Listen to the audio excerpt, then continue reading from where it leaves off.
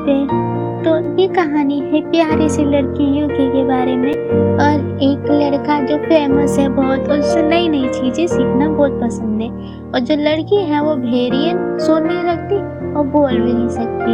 तो इन दोनों की स्टोरी लव स्टोरी है इस एनिमे में। तो यूकी के लिए दुनिया बहुत ही शांत, यानी उसकी दुनिया में कोई आवाज नहीं है।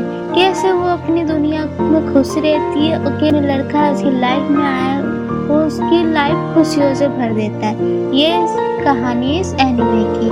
तो हम एपिसोड एक्सप्लेन करना शुरू करते हैं। तो स्टोरी शुरू होती है आसमान से, क्योंकि अपने मन में बोलती है क्या प्यार बर्फ की तरह होता है, क्या वो चुपके से आता है बिना कोई आवाज किए। वो बर्फ को देख के, जो आसमान से बर्फ पड़ रही होती है उन्हें देख के ये सब मन में सोचती है। उसके बाद वो फोन निकाल के फोटो खींच के चल देती है। फिर ट्रेन का सीन दिखाते हैं जहाँ पे यूकी बहुत खुश होती है क्योंकि उसको डिस्काउंट में ड्रेस मिल गई। फिर अपना फोन निकालती है, फोन में इंस्टा देखती है और अपनी फ्रेंड की पोस्ट लाइक कर देती है। फिर वो खिड़की की तरफ देख के सोचती है कि मैं अपने हर दिन बहुत मजे से जीती हूँ। फिर एक आदमी आ जाता है जो फॉरेनर होता है, वो देखती है, पर वो जो आदमी होता है वो रास्ता पूछ रहा होता है कैफे का, लेकिन वो उसे बता नहीं पाती। उसके बाद एक लड़का आता है जो हमारा मेल कैरेक्टर है, वो बोलता है do you need a help. तो फिर पलट के देखते हैं यूकी। फिर वो जो मेल कैरेक्टर है, जो लड़का है, वो उसे बताता होता है रास्ता। तो जो लड़की है वो सोचते अच्छा हो इसने मुझे बचा लिया। फिर बोलती है अरे मैंने इसको तो देखा हुआ है, ये तो रीन के कॉलेज क्लब में है। फिर बोलती है अच्छा ये टाइम पे आ गया। उसके बाद फोन चले जाता है कि उसको बताती है कि मैं सुन नहीं सकती, अपने ईयर मशीन दिखा के, और उसे शुक्रिया बोलती है अपने साइन लैंग्वेज में। मुझे समझाते मैं सुन नहीं सकती, मदद करने के लिए थैंक्स। और लेकिन लड़का फिर भी उसे देखता रहता है खड़ा होके। वो सोचते अच्छा इस इंसान में सामने को समझ नहीं आई, तो फोन निकाल के टाइप करने लग जाते थैंक यू सो मच। फिर वो लड़का उसे रोक देता है, वो बोलता है क्या तुम मेरे होठ पढ़ सकते हो या नहीं। तो इशारों में बोलते थोड़ा थोड़ा, क्यों बोलती है ये मुझे ऐसा देख रहा है इसमें कोई जानवर हो। तो लड़का बोलता है मैंने ऐसे इंसान से कभी नहीं मिला। फिर उसे बताती है कि हम दोनों एक ही कॉलेज में हैं और तुम रीन के क्लब में हो। तो बोलता है मेरा स्टॉप आने वाला है, क्या तुम उतरोगी या नहीं। तो वो सोचती है ये मेरी लिप रीडिंग को आसान कर रहा है पढ़ने में।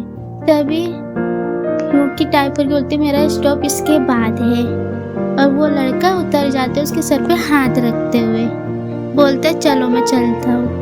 फिर जाते वक्त यूकी को धीरे धीरे लिप्स रीडिंग करवाता है और बोलता है हम फिर मिलेगी। फिर यूकी बोलती है ये हमारी पहली मुलाकात थी, और तभी इसने मुझे समझ लिया मेरी दुनिया बिना आवाजों की है, और मैं बिना आवाज के पैदा हुई दुनिया में। आवाज क्या होती है मैं नहीं जानती, जब तक मैं ट्रेन से नहीं उतरती तब तक मुझे एहसास ही नहीं होता कि ये वाइब्रेशन मेरे दिल से आ रही है। फिर यूकी का घर दिखाते, यूकी तैयार हो रही होती है अपने कॉलेज के लिए। फिर कॉलेज का दिखाते, उसकी दोस्त रिंजन उसके नोट्स बना रही होती है और बोलती है हमने सब कवर कर लिया, तुम्हें समझ आया। तो यूकी उससे पूछती है कि मुझे कुछ पूछना है। तो बोलती है कौन मैं। तो वो फोटो दिखाते रीन, तो ये था वो। तो बोलती है हाँ मैं समझ गई। तो ये दोनों टाइप में बात कर रहे होते हैं उस लड़के के बारे में। तो बोलती कि तुम सीधे प्यार में पड़ गई हो या तुम्हें उस पर क्रश आ गया है। तो यूकी सोचती क्रश। तो रीन बोलते मेरा भी क्रश है। सुमी के पार्ट टाइम जॉब के बॉस, असल में वो कजन से, वो कभी वहाँ खाने चले। तो यूकी सोचती है कि अब मुझे करना चाहिए क्या नहीं, पर मैं उससे फिर से मिलना चाहती हूँ। तो बात करते वक्त तो घबरा सी जाती हूँ, बहुत नर्वस हो जाती हूँ। तो यूकी बोलते हैं मैं हूँ ना, मैं तुम्हारी हेल्प करूँगी कि हम आज शाम को उस कैफे में चलेंगे और अब हम दोनों उन दोनों के नंबर मांग लेंगे। फिर दिखाते रात का समय, उस कैफे बार के बाहर खड़े होते दोनों, फिर अंदर जा रहे होते, फिर बैठते, फिर देखते। रीन बोलती है कि तुमने यूकी की मदद करने के लिए थैंक की तरफ देखती है तो वो सोचते कि ये मेरे बारे में बात कर रहे, मुझे किसी तरह समझ आ जाता है, लेकिन वो सुन नहीं सकती तो समझ नहीं पाती, बस इतना पता होता है कि मेरे बारे में बात कर रहे। तभी इस में उसके सर पे ऐसे हाथ रख देता है और बोलता है क्या तुम ड्रिंक करोगी। तो बोलती है इसने तो मुझे डरा ही दिया अचानक से सर पे हाथ रख के। तो वो लिख के बोलते हैं नहीं अभी मैं इसके लिए लीगल नहीं हूँ, अभी मैं सिर्फ 19 साल की हूँ। पूछते तुम किस भाषा में बात कर सकते हो। तो बोलता है इंग्लिश, जर्मनी और इसके अलावा भी कई भाषा। यहाँ पे फॉरेनर्स आ जाते हैं एक ग्रुप बन के और उससे मिलते हैं, उसी के फ्रेंड होते हैं बाहर कंट्री के। रीन को दिखाते नहीं, रीन बहुत नर्वस होती है, सिर्फ नंबर मांगते हैं पर वो मांग लेती है। तभी वो दोनों बाहर निकल जाते हैं और यूकी उन फॉरेनर्स की वजह से नहीं बात कर पाती इस सुमी से। फिर घर जाने के लिए तैयार होते हैं। तभी सुमी बोलता है रीन को क्या मैं तुम्हें घर छोड़ दूं। वो बोलती है हाँ सच में नहीं, यूकी को छोड़ दो क्योंकि मेरा घर तो पास में ही, मैं चली जाऊंगी। तो फिर दोनों जाते हैं, वो रास्ते में होते हैं, स्कूटर वाला आता है और उसे मारने वाले होते हैं। तभी सुमी यूकी को बचा लेता है और फिर आगे चलते हैं। सुमी उसका हाथ पकड़ के बच्चों की तरह चलता है। तो सोचती है इसने मुझे कैसे पकड़ रखा मेरा हाथ, जैसे मैं एक बच्ची हूँ या ये कि कोई मामूली बात हो। और बोलती है इसका हाथ कितना बड़ा है, कितना सख्त है।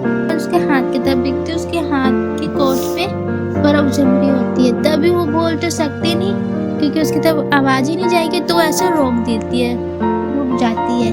तभी वो भी रुक जाता है और बोलती है टाइप करके कि मैं यहाँ से चले जाऊंगी। तो वो बोलता है कि ये इशारों में बताओ।